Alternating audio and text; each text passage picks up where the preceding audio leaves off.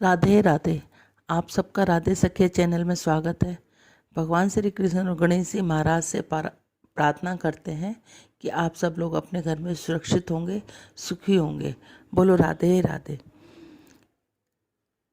पंचांग के अनुसार महा मास के कृष्ण पक्ष की चतुर्थी को गणेश चतुर्थी का व्रत होता है।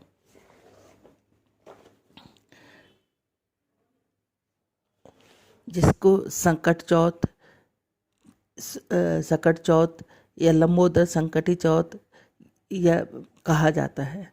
इस दिन भगवान गणेश जी की पूजा करने और व्रत रखने से सभी के संकट और दूर हो जाते हैं, सभी की मनोकामना पूर्ण होती है। परिवार और संतान की रक्षा के लिए सकट चौथ या लंबोदर संकट चौथ, जो भी आप जैसे भी आप कहते हो, उसके में व्रत और पूजा हमें अवश्य करनी चाहिए। इस साल ये 21 जनवरी दिन शुक्रवार सुबह 8:05 पर है। अगले दिन 22 जनवरी सुबह 9:14 तक ये सकट चौथ रहेगी। इस दिन चंद्रमा का दर्शन चतुर्थी तिथि में 21 जनवरी को ही संभव है, इसलिए सकट चौथ का व्रत 21 जनवरी को ही रखा जाएगा। कहा जाता है कि जो कोई भी सकट चौथ के दिन भगवान गणेश की पूजा करता है, व्रत रखता है और तिलकुट का दान करता है, विधि विधान से उनकी पूजा की जाती है, तो संतान निरोगी दीर्घायु होती है। इसके साथ ही ग्रहों की अशुभता भी दूर हो जाती है। इस दिन हमें सुबह प्रातःकाल उठकर स्नान आदि सिर के साथ धोकर फिर गणेश जी की मूर्ति को स्नान कराकर उनको वस्त्र पहनाकर स्थापित करें और फिर उनकी पूजा की सामग्री रख लें।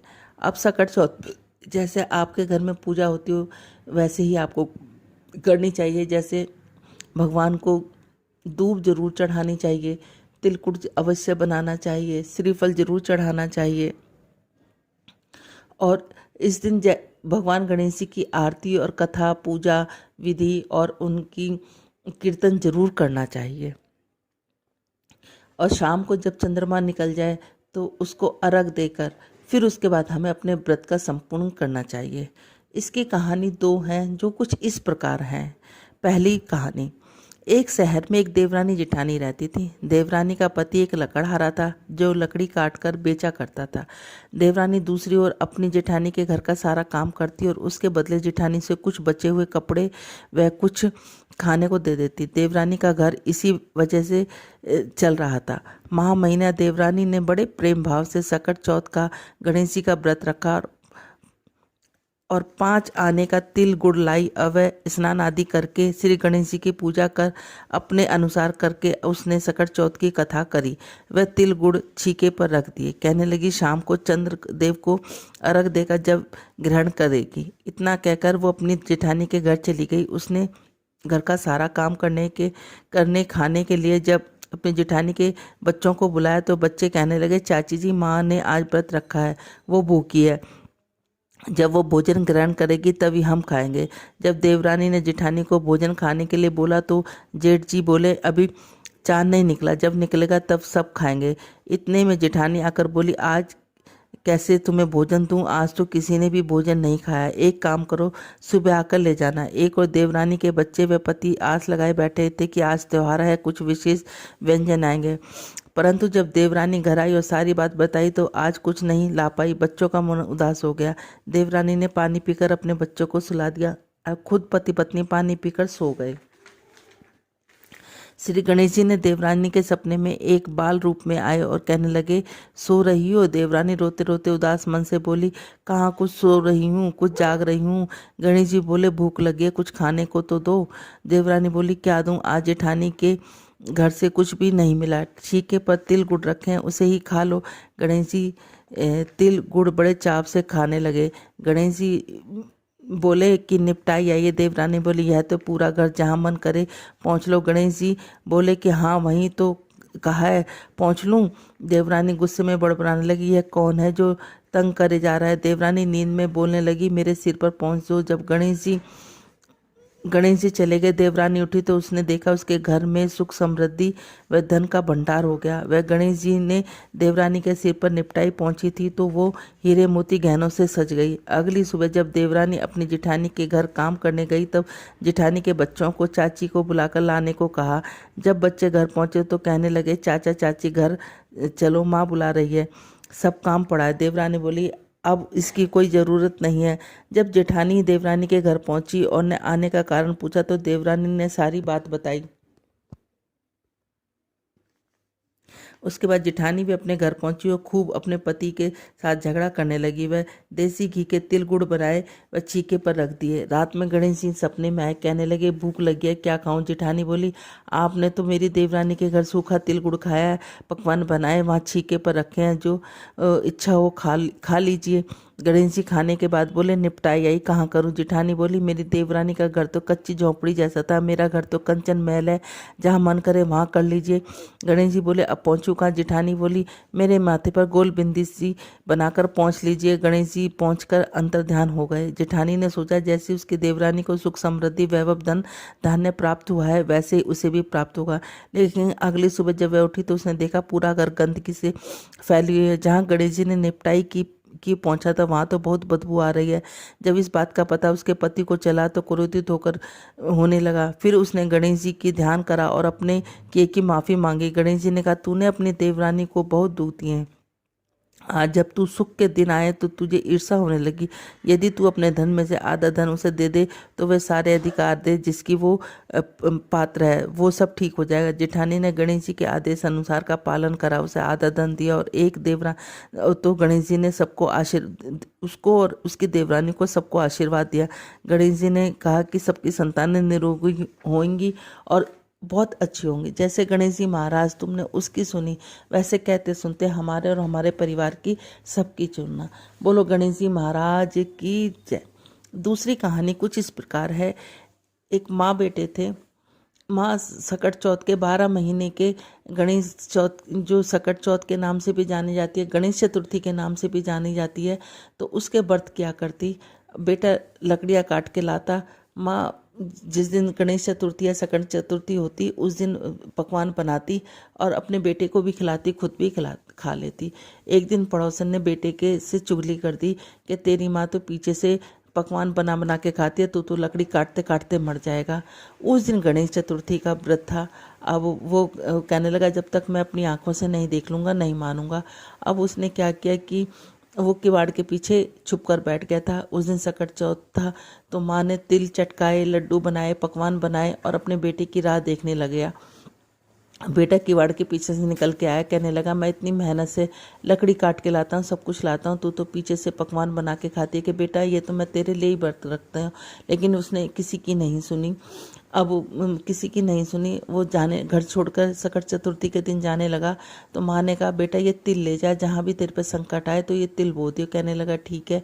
वो चलते चलते एक ऐसे गांव में पहुंचा जहाँ एक बुढ़िया माई खूब पूड़े पकवान बना रही, रोती भी जाए और हंसती भी जाए। उसने कहा, बुढ़िया माई क्यों तो तुम रो रहे हो और क्यों तुम हंस रहे हो। कहने लगी कि मैं रो तो मैं इसलिए रही हूँ कि आज मेरे लड़के की बारी है, हंस मैं इसलिए रही हूँ कि मुझे पता है आज मेरे लड़के की बलि चढ़ेगी और तब भी मैं उसके लिए 56 भोग बना रही हूँ। कि माँ ऐसी क्या बात है कि इस नगर में आवा नहीं पकता, जिसमें बर्तन पकाए जाते हैं उसको आवा बोलते हैं, वो नहीं पकता। तो जब भी आवा लगाते हैं कुम्हार तो एक बच्चे की बलि दी जाती है। आज वो बच्चे की बलि का नंबर मेरा है। कहने लगा, माँ आज तू मुझे पेट भर के खाना खिला दे, खूब पूड़े पकवान खिला दे, तेरे बेटे की जगह मैं चला जाऊंगा। कि बेटा ऐसे भी कोई किसी का आए जगह जाता है और वैसे तू भी तो किसी का लाल है, कि ना मैं चला जाऊंगा। उसने कहा अच्छा। उसने उसको भरपेट पकवान खिला दिए। अब खिला दिए, लड़का लेट गया। कहने लगा, जब राजा का हलकार आएगा तो तू मुझे बुला लेना। कहने लगी ठीक है। अब वो राजा का हलकारा जब उसके बेटे को लेने के लिए आए तो बुढ़िया उसके खाट के चारों तरफ चक्कर लगाए कि मैं कैसे इसको उठाऊं, किसी दूसरे के बच्चे को मैं कैसे उठाऊं। इतनी देर में उसकी आंख खुलेगी कि माँ क्या बात है, कि राजा के दूध लेने के लिए आए। कि लगे कोई बात नहीं। अब वो उठ के चल दिया। तिल उसने अपने साथ ले लिए। अब जब आवा रखा बीच में उसे बिठाया गया, उस चारों तरफ अपने तिल बो के बैठ गया। उसने आवा रख दिया, कोई बात नहीं। तो जो आवा 15 दिन में पकता था वो 3 दिन में पक गया, सारे बर्तन पक गए। सारे बर्तन पक गए तो वो कहने लगे, सारे उसमें शोर मच गया कि 3 दिन में ही बर्तन पक गए, 3 दिन में ही आवा पक गया। अब वो उसको खोलने लगे तो वो कहने लगा, धीरे धीरे हौले हौले। सारे नगर में ढिंढोरा पिट गया कि इसमें तो कोई भूत प्रेत है कि जो ऐसे बोलता है। आजा आए राजा के दूत, राजा भी आ गया। उन्होंने कहा कि अब मेरे सामने खोलो। उन्होंने कहा, मैं न भूत हूँ न प्रेत हूँ, मैं जिंदा आदमी हूँ, आप धीरे धीरे खोलो। अब उन्होंने धीरे धीरे खोला तो देखा वो लड़का तिल बो के बैठा हुआ है। उसको तो आँच ने जरा सा भी नहीं छुआ, लेकिन उसके सारे बर्तन पक गए। अब वो कहने लगा कि तूने ऐसे क्या किया? कि मैंने कुछ नहीं किया, मेरी माँ तो सकट चौथ के, गणेश चौथ के व्रत करा करती थी। मैंने पड़ोसन की सीख मार ली, इसलिए मैं उससे रूठ के सकट चतुर्थी के दिन अपने घर चला आया। तो कहने लगा कि उसने मुझे चलते हुए तिल दिए थे, उन तिलों ने मेरी जान बचाई। कि इसका इतना महत्व है कि हर कोई महीने की 12 सकट चतुर्थी के व्रत रखे, 12 ना करे तो सकट चौथी के। और जो बड़ी बड़ी चौथ होती है, जो भादो पक्ष में भगवान गणेश जी के जन्मदिन की चतुर्थी आती है, उस पर व्रत जरूर करे। जैसे गणेश जी महाराज तो ने उसके दिन उसके सारे संकट काटे, उस माँ के लाल की दीर्घायु करी। वैसे कहते सुनते हमें और हमारे परिवार के बच्चों की सबके संकट काटना, दीर्घायु करना। बोलो गणेश जी महाराज की जय। सब देवों ने फूल बरसाए, महाराज गजानन आए। सब देवों ने फूल बरसाए, महाराज गजानन आए। है कौन तुम्हारी माता और किसके लाल कहा है? महाराज गजानन आए। और किसके लाल कहा है? महाराज गजानन हे। सब देवों ने फूल बरसाए, महाराज गजानन आए। ये पार्वती मेरी माता, शंकर के लाल कहाए, महाराज गजानन आए। शंकर के लाल कहाए, महाराज गजानन आए। सब देवों ने फूल बरसाए, हे महाराज गजानन आए। काहे की तेरी पूजा, काहे का भोग लगाए, हे महाराज गजानन आए। काहे का भोग लगाए, हे महाराज गजानन आए। है धूप दीप मेरी पूजा, लड्डूअन का भोग लगाए, महाराज गजानन आए।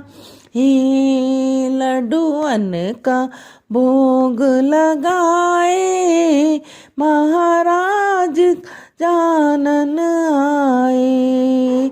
सब देवों ने फूल बरसाए, महाराज गजानन आए। काहे की तेरी सवारी, काहे को शीस झुकाए, महाराज गजानन आए। मूसक की मेरी सवारी, सुख समृद्धि के लिए शीस झुकाए, महाराज गजानन आए। रिद्धि सिद्धि के लिए शीस झुकाए, महाराज गजानन आए। हे सब देवों ने फूल बरसाए, महाराज गजानन आए। बोलो राधे राधे।